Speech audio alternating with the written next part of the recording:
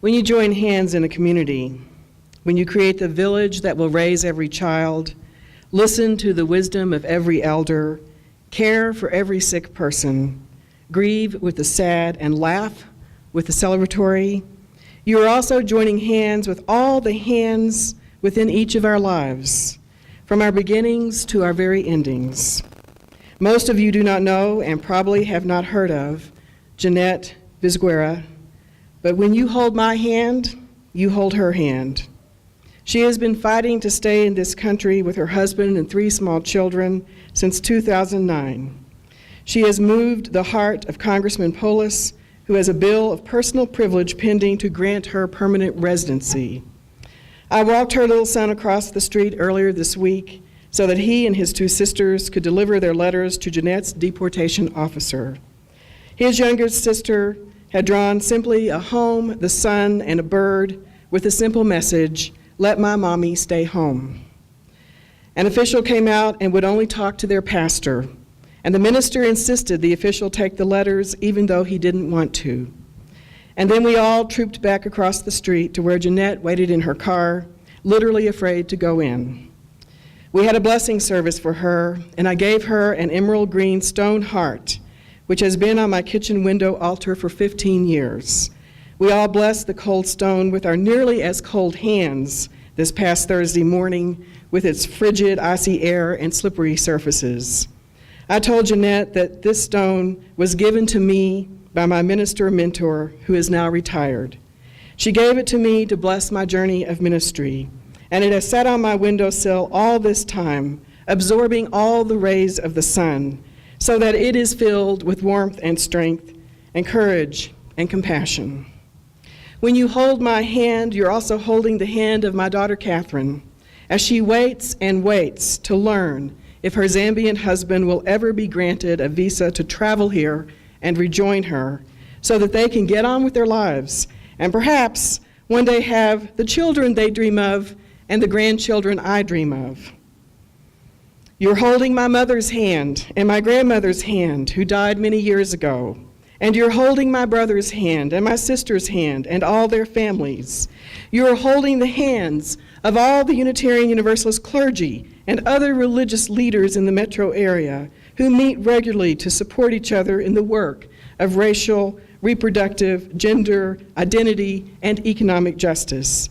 We are holding hands in this way too with all the Unitarian Universalist clergy who came before, and we are imagining together the next generation. We are also holding hands with all of your parents and grandparents, living and dead, with all your children and grandchildren, with all your sisters and brothers, aunts and uncles and cousins, and all the friends that have ever brought a ray of hope into your lives. We are holding hands with member Jerry Hill, her husband Charles, and their family as she battles cancer. And we are holding hands with Marjorie Bezdek, who fell and broke her leg, as I mentioned during candles. We are holding hands with Julie and Xander Kelty, whom we won't see much for a while because they're working on their Taekwondo black belts.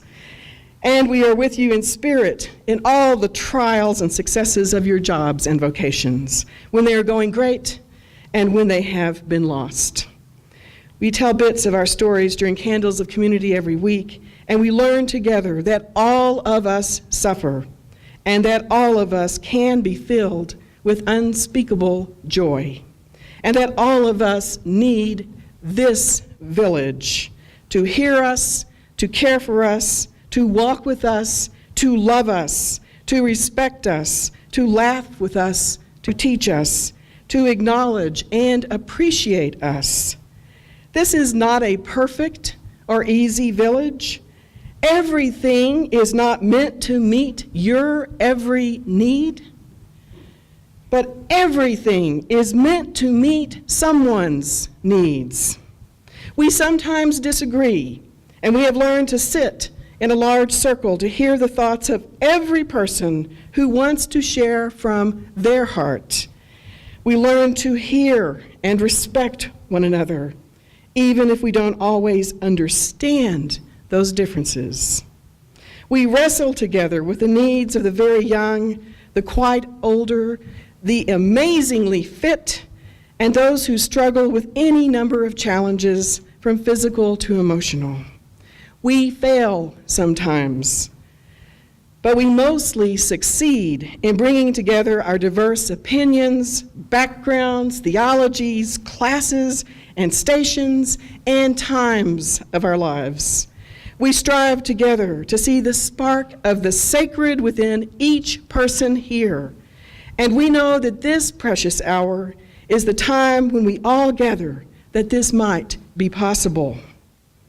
This time together is not simply a weaving of songs and stories, words, prayers, and poetry. It is when we create the village and learn together its rituals. We forget sometimes that this is for everyone, this full morning, but then mostly we remember and we wonder together at the incredible vibrancy of our children and youth, their energy and enthusiasm, at the amazing commitment of so many adults who monitor our sound system and podcasts, who put up and take down our altars and banners, who sell grocery coupons and Valentine's roses, who sing songs and play music with so much spiritual passion, who teach children and adults and lead small groups, who bring snacks, sometimes healthy and sometimes devilishly not, and who find the smiles in the smallest of things. Like maybe you noticed today, as always almost, that our children's snacks spell out a word on the table. They said hello today. And maybe you've noticed that Ralph Waldo Mouse seems to have an endless wardrobe.